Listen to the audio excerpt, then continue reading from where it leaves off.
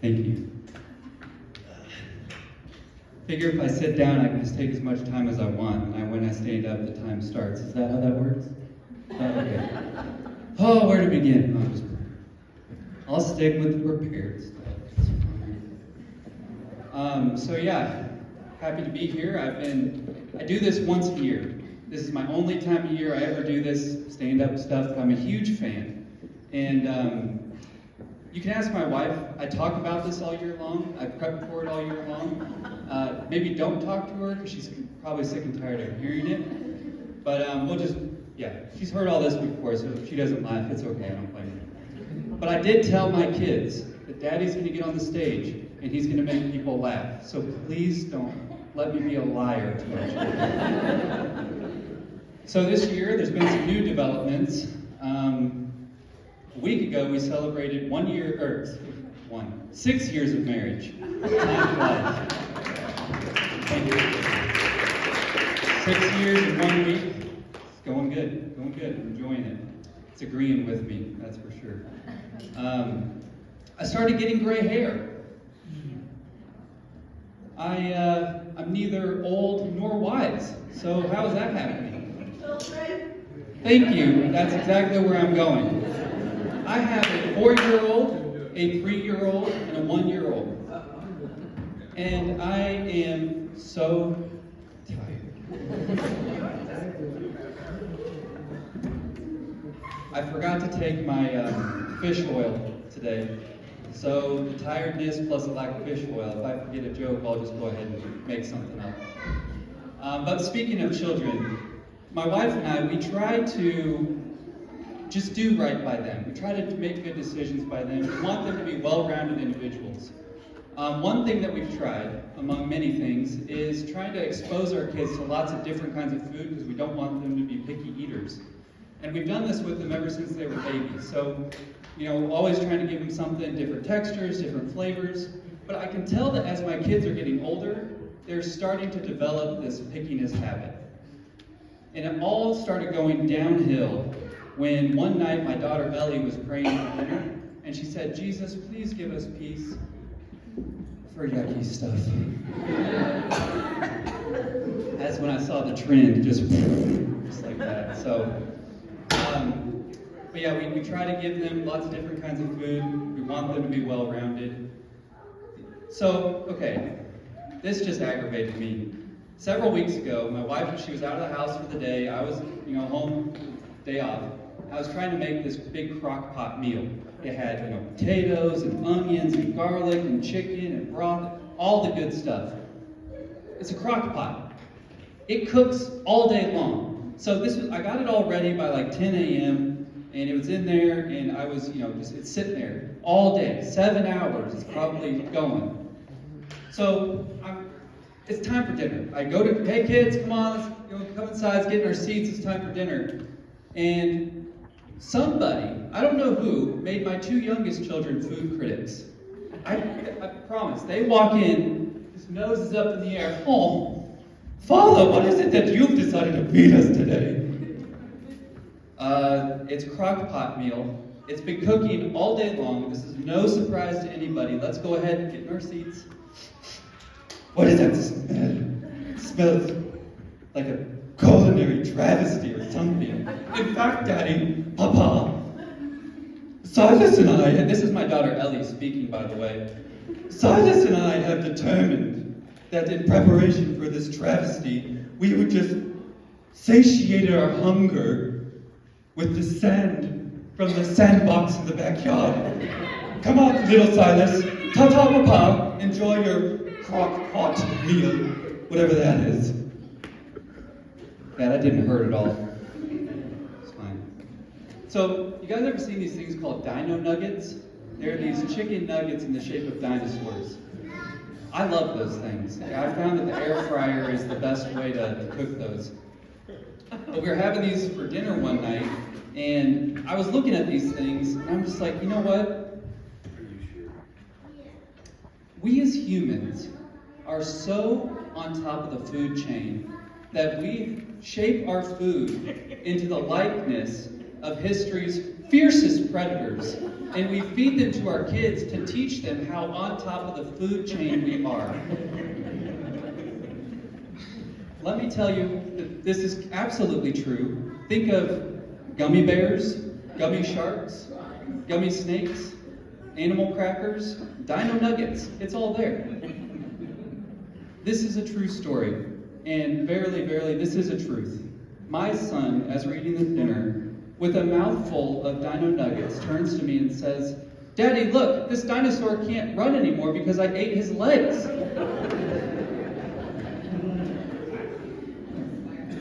Perfect timing. That kid, he has perfect timing. But yeah, we try to do right by our kids. We try to make good decisions for them. One thing other that we've been trying recently is cutting out screen time for our children. I'm not sure it's working. It's been over a month now, so we're still testing it out. But I come home from work one day and I see that my daughter Ellie she's on top of the play gym we have in the backyard. And I say, "Ellie, what are you doing?" She comes over to me and she says, "Daddy, I could see into the neighbor's house. They have a TV. And they were watching a movie." Just the wonder of it all. So I had to turn to my wife and I said, "Babe, they're trying to get secondhand screen time now. Is there something we can do? Just gotta get a hit. Just need a hit. Just get that blue light, please." But we as parents, we change when we become parents. There's things about us that come alive. And there's things about us that die a cold, hard death. We wish that they would come back. We sure hope they resurrect, but I'm not sure that they are. It's kind of sad. But the things that come alive really make up for those dead things. My wife, I have watched her since becoming a parent become so incredibly caring. She is a very caring mother. She's a very loving mother. Sometimes it's scary, the amount of caring. We've walked through we've gone to Home Depot several times. We've passed by that aisle. It's more like a shelf of the clearance plants.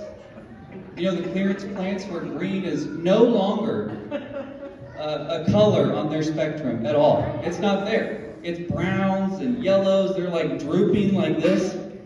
They're dead. But we buy them because my wife is convinced that all they need is a little bit of motherly love and care. They're so far gone. They never come back.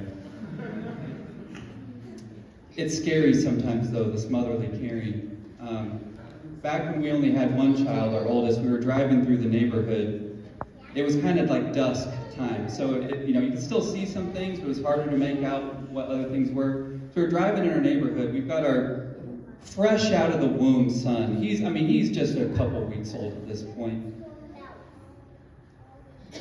We're driving down the road. There is an animal, a stray animal, walking down the road.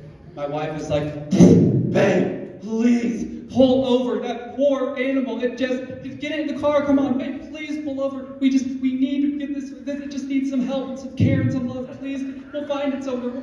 It's lonely. It's cold." I said, "Babe, that's a coyote." Cool the jets. I love that she's caring, but we need to just, husbands, it's okay to tell your wife. It's okay. You don't have to accept everything. It's okay. One thing my wife is so good at, though, is research. She loves to do research. She finds all the greatest things. One thing I've found that she has found that we've kind of come into together our understanding of is with kids' shampoos, there's a bajillion different options. Most of which I found are sleepy time options. I find this interesting because they're all like, it's natural, this, it's essential oils, that. Let me just, as an aside, parents, if you have all this sleepy time stuff for your kids, you're drugging your kids. They need to sleep, I get it, I'm for it. You're drugging your kids. Let's just be honest. Let's be real with that, okay? But, It's so funny trying to bathe your kids these days. It's like, okay, kids, come on, let's go ahead and let's get you into your sleepy time bath with your sleepy time bubble bath. After that, we'll get you all cleaned up with your sleepy time shampoo, and then we'll brush your teeth with your sleepy time toothpaste. And then after that, we'll go ahead and slip you into your chloroform pajamas. Sleep time. Hopefully you'll wake up in the morning.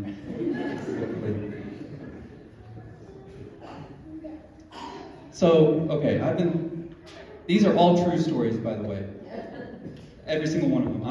I just live my life close to a notebook, and I just write this stuff down. Completely 100% honest.